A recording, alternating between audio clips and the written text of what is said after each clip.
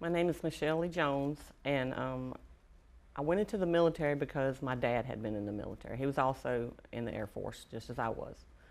And I had always wanted to do that, and when I got 17, I graduated from high school, and immediately after I graduated, I hadn't been out of school 2 weeks, and I went to basic training, San Antonio, Texas.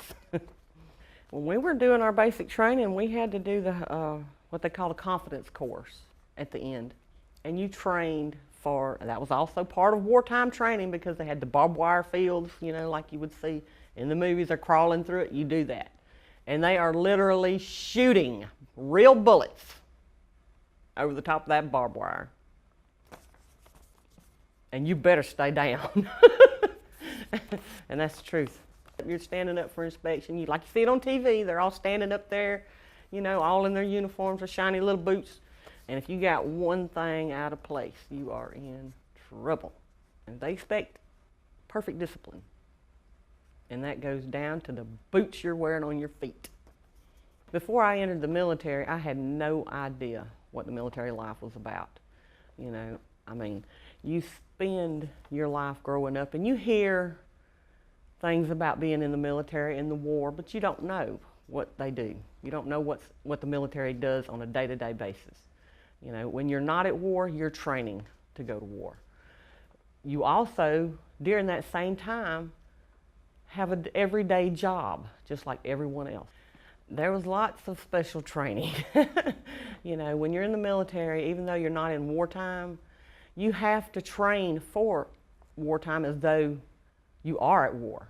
You go through all of the chemical warfare training, all of the miles gear training, and they do the RRR, all of that. It's rapid runway repair is what RRR is. And that's when like if our air strips got bombed, we would have to run out there and put down these metal, like a metal bridge over that so that the aircraft can continue to use the airstrip. Because in times of war, that would happen. You know, you could be bombed, the airstrip would be destroyed, a big hole in it, and then our aircraft can't take off. We have to repair that, you know. So they have big metal sheets, they hook together like a big puzzle, and then we have our airstrip back in just a few minutes.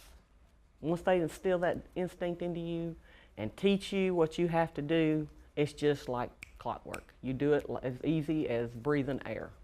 I did 3.5 years in the Air Force, and then I was in reserve for 4 years. So it ended up being about 7 years before I got my final discharge. I was actually on the rifle team that did the 21 gun salute for all of the funerals and everything that we did for the veterans that had passed away. We would go to each funeral and do the 21 gun salute, and there would be the bugler and all of that done. One of the ones that still stands in my mind is my Master Sergeant, Master Sergeant Joey Davis told me one day, he said, "You know who's going to look out for you?" I said, "No, I guess me and my boss, you know, I mean, you." He's like, "No, there ain't nobody going to watch your back. You have to watch your own back."